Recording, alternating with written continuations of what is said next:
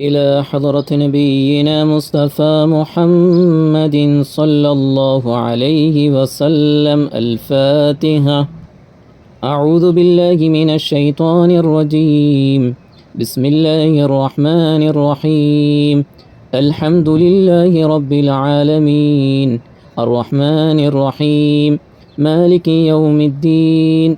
إياك نعبد وإياك نستعين. اهدنا الصراط المستقيم صراط الذين أنعمت عليهم غير المغضوب عليهم ولا الضالين. آمين. بسم الله الرحمن الرحيم. قل هو الله أحد الله الصمد لم يلد ولم يولد ولم يكن له كفوا أحد. بسم الله الرحمن الرحيم. قل هو الله أحد الله الصمد لم يلد ولم يولد ولم يكن له كفوا أحد. بسم الله الرحمن الرحيم. قل هو الله أحد الله الصمد لم يلد ولم يولد ولم يكن له كفوا أحد.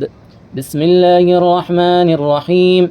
قل أعوذ برب الفلق من شر ما خلق ومن شر غاسق إذا وقب ومن شر النفاسات في العقد ومن شر حاسد إذا حسد. بسم الله الرحمن الرحيم. قل أعوذ برب الناس ملك الناس إله الناس من شر الوسواس الخناس الذي يوسوس في صدور الناس من الجنة والناس. أعوذ بالله من الشيطان الرجيم. بسم الله الرحمن الرحيم. ياسين والقرآن الحكيم إنك لمن المرسلين على صراط مستقيم تنزيل العزيز الرحيم لتنذر قوما ما أنذر آباؤهم فهم غافلون. لقد حق القول على أكثرهم فهم لا يؤمنون. إنا جعلنا في أعناقهم أغلالا فهي إلى الأذقان فهم مقمحون. وجعلنا من بين أيديهم سدا ومن خلفهم سدا فأغشيناهم فهم لا يبصرون. وسواء عليهم أأنذرتهم أم لم تنذرهم لا يؤمنون. إنما تنذر من اتبع الذكر وخشي الرحمن بالغيب فبشره بمغفرة وأجر كريم. إنا نحن نحيي الموتى ونكتب ما قدموا وآثارهم وكل شيء نحصيناه في إمام مبين. واضرب لهم مثلا أصحاب القرية إذ جاءها المرسلون إذ أرسلنا إليهم اثنين فكذبوهما فعززنا بثالث فقالوا إنا إليكم مرسلون. قالوا ما أنتم إلا بشر مثلنا وما أنزل الرحمن من شيء إن أنتم إلا تكذبون. قالوا ربنا يعلم إنا إليكم لمرسلون وما علينا إلا البلاغ المبين. قالوا إنا تطيرنا بكم لئن لم تنتهوا لنرجمنكم وليمسنكم منا عذاب عليم. قالوا طائركم معكم وإن ذكرتم بل أنتم قوم مسرفون. وجاء من أقصى المدينة رجل يسعى قال يا قوم اتبعوا المرسلين اتبعوا من لا يسألكم أجرا وهم مهتدون. وما لي لا أعبد الذي فطرني وإليه ترجعون. أأتخذ من دونه آلهة إن يردني الرحمن بضر لا تغني عني شفاعتهم شيئا ولا ينقذون. إني إذا لفي ضلال مبين. إني آمنت بربكم فاسمعون. قيل ادخل الجنة قال يا ليت قومي يعلمون بما غفر لي ربي وجعلني من المكرمين. وما أنزلنا على قومه من بعده من جند من السماء وما كنا منزلين. إن كانت إلا صيحة واحدة فإذا هم خامدون. يا حسرة على العباد ما يأتيهم من رسول إلا كانوا به يستهزئون. ألم يروا كم أهلكنا قبلهم من القرون أنهم إليهم لا يرجعون. وإن كل لما جميع لدينا محضرون وآية لهم الأرض الميتة أحييناها وأخرجنا منها حبا فمنه يأكلون وجعلنا فيها جنات من نخيل وأعناب وفجرنا فيها من العيون ليأكلوا من ثمره وما عملته أيديهم أفلا يشكرون سبحان الذي خلق الأزواج كلها مما تنبت الأرض ومن أنفسهم ومما لا يعلمون وآية لهم الليل نسلخ منه النهار فإذا هم مظلمون والشمس تجري لمستقر لها ذلك تقدير العزيز العليم والقمر قدرناه منازل حتى عاد كالأرجون القديم لا الشمس ينبغي لها أن تدرك القمر ولا الليل سابق النهار وكل في فلك يسبحون وآية لهم أنا حملنا ذريتهم في الفلك المشحون وخلقنا لهم من مثله ما يركبون وإن نشأ نغرقهم فلا صريخ لهم ولا هم ينقذون إلا رحمة منا ومتاعا إلى حين وإذا قيل لهم اتقوا ما بين أيديكم وما خلفكم لعلكم ترحمون وما تأتيهم من آية من آيات ربهم إلا كانوا عنها معرضين وإذا قيل لهم انفقوا مما رزقكم الله قال الذين كفروا للذين آمنوا أنطعم لو يشاء الله أطعمه إن أنتم إلا في ضلال مبين ويقولون متى هذا الوعد إن كنتم صادقين ما ينظرون إلا صيحة واحدة تأخذهم وهم يخصمون فلا يستطيعون توصية ولا إلى أهلهم يرجعون ونفخ في الصور فإذا هم من الأجداث إلى ربهم ينسلون قالوا يا ويلنا من بعثنا من مرقدنا هذا ما وعد الرحمن وصدق المرسلون إن كانت إلا صيحة واحدة فإذا هم جميع لدينا محضرون فاليوم لا تظلم نفس شيئا ولا تجزون إلا ما كنتم تعملون إن أصحاب الجنة اليوم في شغل فاكهون هم وأزواجهم في ظلال على الأرائك متكئون لهم فيها فاكهة ولهم ما يدعون سلام قولا من رب رحيم وامتازوا اليوم أيها المجرمون ألم أعهد إليكم يا بني آدم ألا تعبدوا الشيطان إنه لكم عدو مبين وأن اعبدوني هذا صراط مستقيم ولقد ضل منكم جبلا كثيرا أفلم تكونوا تعقلون هذه جهنم التي كنتم توعدون اصلوها اليوم بما كنتم تكفرون اليوم نختم على أفواههم وتكلمنا أيديهم وتشهد أرجلهم بما كانوا يكسبون ولو نشاء لطمسنا على أعينهم فاستبقوا الصراط فأنى يبصرون ولو نشاء لمسخناهم على مكانتهم فما استطاعوا مضيا ولا يرجعون ومن نعمره ننكسه في الخلق أفلا يعقلون وما علمناه الشعر وما ينبغي له إن هو إلا ذكر وقرآن مبين لينذر من كان حيا ويحق القول على الكافرين أولم يروا أنا خلقنا لكم مما عملت أيدينا أنعاما فهم لها مالكون وذللناها لهم فمنها ركوبهم ومنها يأكلون ولهم فيها منافع ومشارب أفلا يشكرون واتخذوا من دون الله آلهة لعلهم ينصرون لا يستطيعون نصرهم وهم لهم جند محضرون فلا يحزنك قولهم منا نعلم ما يصرون وما يعلنون أولم ير الإنسان أنا خلقناه من نطفة فإذا هو خصيم مبين وضرب لنا مثلا ونسي خلقه قال من يحيي العظام وهي رميم قل يحييها الذي أنشاها أول مرة وهو بكل خلق عليم الذي جعل لكم من الشجر الأخضر نارا فإذا أنتم منه توقدون أوليس الذي خلق السماوات والأرض بقادر على أن يخلق مثلهم بلى وهو الخلاق العليم إنما أمره إذا أراد شيئا أن يقول له كن فيكون فسبحان الذي بيده ملكوت كل شيء وإليه ترجعون صدق الله العظيم. بسم الله الرحمن الرحيم إن الله وملائكته يصلون على النبي يا أيها الذين آمنوا صلوا عليه وسلموا تسليما اللهم صل وسلم وزد وبارك عليه. مولاي صل وسلم دائما أبدا على حبيبك خير الخلق كلهم يا أكرم الخلق ما لمن ألوذ به سواك عند حلول للحديث العميم مولاي صل وسلم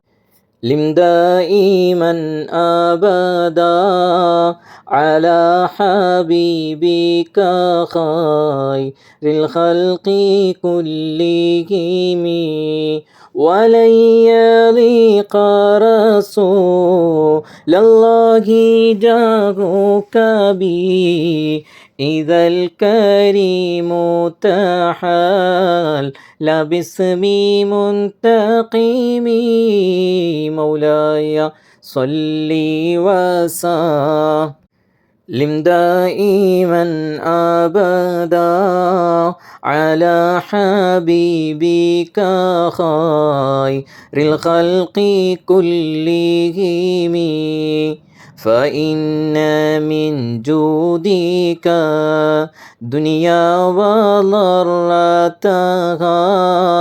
ومن علومك علم اللوح والقلم مولاي صل وسلم دائما أبدا على حبيبك خير الخلق كلهم يا نفس لا تقنطي من زلات عظمت إن الكبائر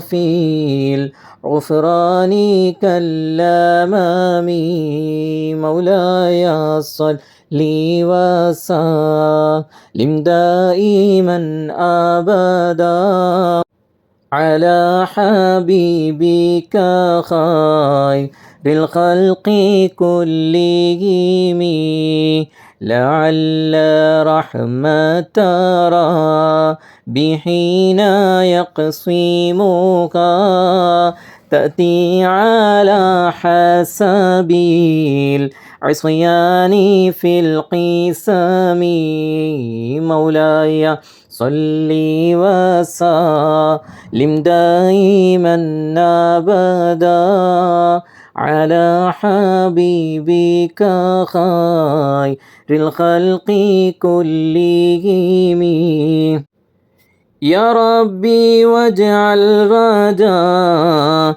غير منعكس لديك واجعل حسابي غير منخرم مولاي صل وسلم دائما أبدا على حبيبك خير الخلق كلهم والطف بعبدك في دارين إن له صبرا متى تدعوه الأهوال ينحزم مولاي صل وسلم دائما أبدا على حبيبك خير الخلق كلهم وذل صحبي صلاة منك دائمة على النبي بمن هل ومنسجم مولاي صل وسلم دائما أبدا على حبيبك خير الخلق كلهم والآل والصحب ثم التابعين فهم أهل التقى والنقى والحلم والكرم. مولاي صل وسلم دائما أبدا على حبيبك خير الخلق كلهم. مرنا حتى عذابا تلباني ريح الصبا وأطراب العيسى ذي العيس بالنعم. مولاي صل وسلم دائما أبدا على حبيبك خير الخلق كلهم. ثم الرضا عن نبي بكر وعن عمر وعن علي وعن عثمان ذي الكرم. مولاي صل وسلم دائما أبدا على حبيبك خير الخلق كلهم. سعد سعيد زبير طلحة وأبي عبيدة وابن عوف عشير الكرم. مولاي صل وسلم دائما أبدا على حبيبك خير الخلق كلهم. يا ربي بالمصطفى بلغ مقاصدنا واغفر لنا ما مضى يا واسع الكرم. مولاي صل وسلم دائما أبدا على حبيبك خير الخلق كلهم. الحمد لله الحمد لله الحمد لله رب العالمين حمدا يوافي نعمه ويكافئ مزيده. اللهم صل على سيدنا محمد وعلى آل سيدنا محمد. اللهم اوصل مثل ثواب ما قرأناه من القرآن العظيم. هذه هدية واصلة ورحمة نازلة وبركة شاملة مقبولة منا إلى حضرة نبينا مصطفى محمد صلى الله عليه وسلم. اللهم اوصل مثل ثواب ما قرأناه من القرآن العظيم منا إلى حضرة نبينا مصطفى محمد صلى الله عليه وسلم وإلى حضرة مرحوما زبيدة منور الله مرقده. اللهم صل على سيدنا محمد بعدد حسنات سيدنا محمد وعلى آله وصحبه وسلم. بسم الله الرحمن الرحيم. يا أيتها النفس المطمئنة ارجعي إلى ربك راضية مرضية فادخلي في عبادي وادخلي جنتي. إنا لله وإنا إليه راجعون. إنا لله وإنا إليه راجعون. إنا لله وإنا إليه راجعون. ولا حول ولا قوة إلا بالله العلي العظيم. اللهم اغفر لها وارحمها مرحوم زبيدة ما نور الله مرقدها واعف عنها وعافيها وأكرم نزلها ووسع مدخلها وعسلها بالماء والثلج والبرد ونقها من خطايا كما نقيت الثوب الأبيض من الدنس وأبدلها دارا خيرا من دارها وأهلا خيرا من أهلها وزوجا خيرا من زوجها وأدخلها الجنة وأعذها من عذاب القبر أو من عذاب النار. اللهم اغفر للمؤمنين والمؤمنات والمسلمين والمسلمات الأحياء منهم والأموات إنك مجيب الدعوات يا قاضي الحاجات. اللهم اهدنا الصراط المستقيم صراط الذين أنعمت عليهم من النبيين والصديقين والشهداء والصالحين وحسن أولئك رفيقا. اللهم صل على سيدنا محمد بعدد حسنات سيدنا محمد وعلى آله وصحبه وسلم. റഹ്മാനും റഹീമുമായ മലിക്കുൽ ജബ്ബാറായ മലിക്കുൽ മുലൂക്കായ രാജസയ്യിദായ അല്ലാഹുവേ, ഞങ്ങളുടെ ഈ മജ്‌ലിസ് നീ സ്വീകരിക്കണേ അല്ലാ. ഹബീബായ മുത്തുനബി സല്ലല്ലാഹു അലൈഹി വസല്ലമ തങ്ങളുടെ തിരുഹളറത്തിൽ വെച്ചാണ് ഞങ്ങൾ ഈ ദുആ ചെയ്യുന്നത്. മുത്തുനബി തങ്ങളുടെ തിരുഹളറത്തിൽ പോയി മുത്തുനബി സല്ലല്ലാഹു അലൈഹി വസല്ലമ തങ്ങളുടെ പേരിൽ അല്ലാഹുവേ ആ ഉമ്മയ്ക്ക് വേണ്ടി പരിശുദ്ധ ഖുർആൻ വഖഫ് ചെയ്തുകൊണ്ട് അല്ലാഹുവേ ഇങ്ങനെ ഒരു മഹനീയമായ മജ്‌ലിസ് നടത്തുന്നത് നീ കബൂലാക്കണേ അല്ലാ. നീ കബൂലാക്കണം റഹ്മാനെ. ഞങ്ങൾ ചൊല്ലിയതും പറഞ്ഞതുമെല്ലാം ഹബീബായ മുത്തുനബി സല്ലല്ലാഹു അലൈഹി വസല്ലമ തങ്ങളുടെ തിരുനോട്ടത്തിലാക്കണേ അല്ലാ. പടച്ചവനെ, പരിശുദ്ധമാക്കപ്പെട്ട മുഹറം 20 ഞങ്ങളിൽ നിന്നും വിട പറഞ്ഞത്. അല്ലാഹുവേ, അതറിഞ്ഞതു മുതൽ ഓരോ വഖത്തുകളിലും മസ്ജിദുൻ നബവിയിൽ മുത്തുനബി തങ്ങളുടെ തിരുഹളറത്തിൽ വെച്ച് ആവർത്തിച്ച് കണക്കുകളില്ലാതെ ദുആ ചെയ്തുകൊണ്ടിരിക്കുകയാണ്. ആ ഉമ്മനെ ഞങ്ങൾ കണ്ടിട്ടില്ലെങ്കിലും സ്വന്തം ഉമ്മയെപ്പോലെ മനസ്സിൽ കണ്ടുകൊണ്ട് അല്ലാഹുവേ, ഞങ്ങൾ വേദനയോടുകൂടി ദുആരക്കാൻ നീയാണ് ഞങ്ങൾക്ക് ഇങ്ങനെ ഒരു അവസരം തന്നത്.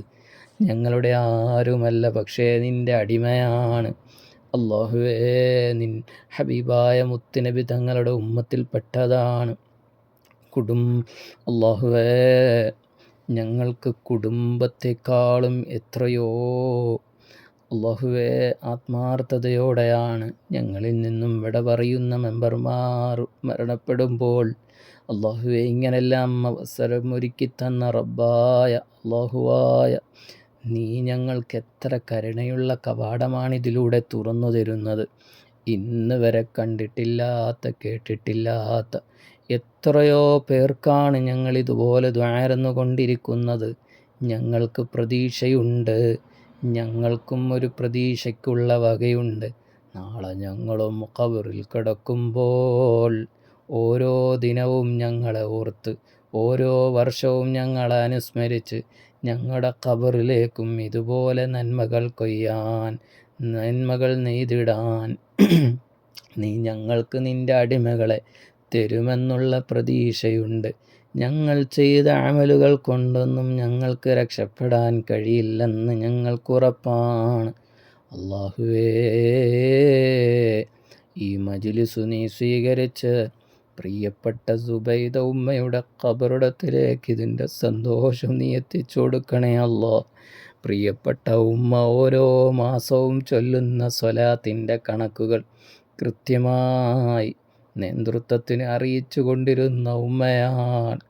ഇന്ന് ആ ഉമ്മയുടെ സ്വലാത്തുകൾ നേരിട്ട് മുത്തുനബി തങ്ങൾ സ്വീകരിക്കുന്ന, മുത്തുനബിയുടെ ഷറഫാക്കപ്പെട്ട തിരുവദനം നോക്കി സ്വലാത്ത് ചെല്ലാൻ പറ്റുന്ന പാകത്തിൽ ആ ഉമ്മ മുത്തുനബിയോടൊപ്പം ചേർന്നില്ലേ? ആ ഉമ്മ ഞങ്ങളെക്കുറിച്ച് മുത്തുനബിയോട് പറയുമെന്നുള്ള പ്രതീക്ഷയാണ്. ആ ഉമ്മയ്ക്ക് കൂടുതൽ കടപ്പെട്ടത് ഇതിനെല്ലാം നേതൃത്വം കൊടുത്തിരുന്ന അഡ്മിന്മാരോടും ക്യാപ്റ്റന്മാരോടുമൊക്കെയാണ്. അള്ളാഹുവേ, ഇതിനൊക്കെ വേണ്ടി ഖിദ്മത്ത് ചെയ്യുമ്പോൾ ഒരു നിമിഷം നമ്മൾ ചിന്തിക്കാത്ത പല കാര്യങ്ങളും ഇവിടെ സംഭവിക്കുകയാണ്. നമ്മൾ കാരണം എത്രയോ ആളുകളാണ് സ്വലാത്തിലേക്ക് വരുന്നത്. നമ്മൾ കാരണം എത്രയോ ആളുകളാണ് ഖുർആൻ വഖഫ് ചെയ്യുന്നത്. നമ്മൾ കാരണം എത്ര പേരാണ് മദീന മുനവ്വറയിലെ സാധുക്കൾക്ക് അള്ളാഹുവേ സദഖ നൽകുന്നത്. അള്ളാഹുവേ, അങ്ങനെ ഒരുപാട് നന്മകൾ ചെയ്തു ആ വ്യക്തി മരണപ്പെട്ടു കഴിഞ്ഞാൽ അള്ളാഹുവേ, ആ വ്യക്തിക്ക് നന്മ ചെയ്യാൻ സബബായതിൻ്റെ പേരിൽ അവർക്ക് കിട്ടിയ പദവി അത് ഒരിക്കലും ആ വഴി മറക്കാതെ മുത്തുനബിയോട് പറയുമെന്നുള്ളത് പ്രതീക്ഷയാണ്. അള്ളാഹുവേ, ഈ വിനീതനും അതൊക്കെ ഉദ്ദേശിച്ചാണ് ഇത്രയും സമയങ്ങൾ ഇതിനു വേണ്ടി ചെലവഴിക്കുന്നത്. സ്വീകരിക്കണേ അല്ലാ, കബൂൽ ചെയ്യണേ അല്ലാ. മുത്തുനബിയുടെ പൊരുത്തം ലഭിച്ചുകൊണ്ട് മുത്തുനബിയുടെ യഥാർത്ഥ ഖാദിമായി മുത്തുനബിയോടൊപ്പം കഴിയാനും മുത്തുനബി തങ്ങളുടെ ഉമ്മത്തീങ്ങൾക്ക് സേവനം ചെയ്യാനും ഞങ്ങൾക്കെപ്പോഴും നീ തൗഫീഖ് നൽകണേ അല്ലാ. പടച്ചവനെ, ഇതിനെല്ലാം നേതൃത്വം കൊടുക്കുന്ന അഡ്മിനായിട്ടുള്ള മുന്താസ്, അതുപോലെ നേതൃത്വം വഹിക്കുന്ന ഷഹരിയത്തെയും ഇതിനെല്ലാം മുകളിൽ നിന്നുകൊണ്ട് പ്രവർത്തിക്കുന്ന നാസിറാത്ത്, അല്ലാഹുവേ, അവർക്കെല്ലാം നീ ഐശ്വര്യവും ബറക്കത്തും നീ നൽകണം റഹ്മാനെ. പടച്ചവനെ, ഖൈറും ബറക്കത്തും നീ നൽകണേ അല്ലാ. പടച്ചവനെ, പ്രത്യേകിച്ച് ഇതിനെല്ലാം രാപ്പകലില്ലാതെ കഷ്ടപ്പെടുന്ന ഷഹരിയത്ത്, അല്ലാഹുവേ, നീ ആഫിയത്ത് നൽകണേ അല്ലാ, ആരോഗ്യം നൽകണേ അല്ലാ. ഇനിയും ദീർഘകാലം ഈ കൂട്ടായ്മയ്ക്ക് വേണ്ടി ഖിദ്മ ചെയ്യാൻ നീ തൗഫീഖ് നൽകണം റഹ്മാനെ. അല്ലാഹുവേ, അവരുടെ കീഴിലുള്ള എല്ലാ അഡ്മിന്മാർക്കും മെമ്പർമാർക്കും നീ ബറക്കത്ത് നൽകണേ അല്ലാ. ഇഖ്ലാസോടുകൂടി സേവനം ചെയ്യാൻ നീ തൗഫീഖ് നൽകണേ അല്ലാ.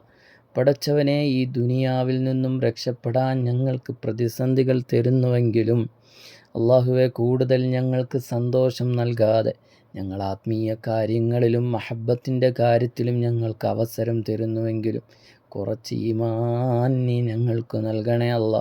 ഇതൊക്കെ താങ്ങാനുള്ള ശക്തിയൊന്നും ഞങ്ങൾക്കില്ല. അല്ലാഹുവേ, നീ ത്വാഖത്ത് നൽകണേ അല്ലാ, ഹിഫ്ള് നൽകണേ അല്ലാ.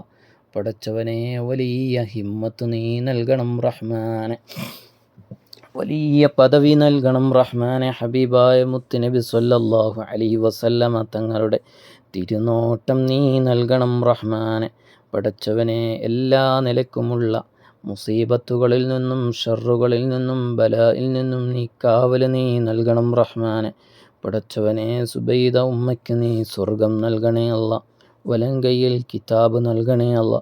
മുത്തുനബി തങ്ങളുടെ തിരുനോട്ടവും മുത്തുനബി തങ്ങളോടൊപ്പമുള്ള സഹവാസം നൽകണേ അല്ലാ. ആ ഉമ്മ ചൊല്ലിയ സ്വലാത്തുകൾ മുൻനിർത്തി ഞങ്ങൾക്ക് ദുആ ചെയ്യേണ്ടതുണ്ട്. നീ സ്വീകരിക്കണം റഹ്മാനെ, നീ കബൂലാക്കണേ അല്ലാ, നീ കബൂലാക്കണം റഹ്മാനെ. പടച്ചവനെ, നീ കബൂലാക്കണേ അല്ലാ.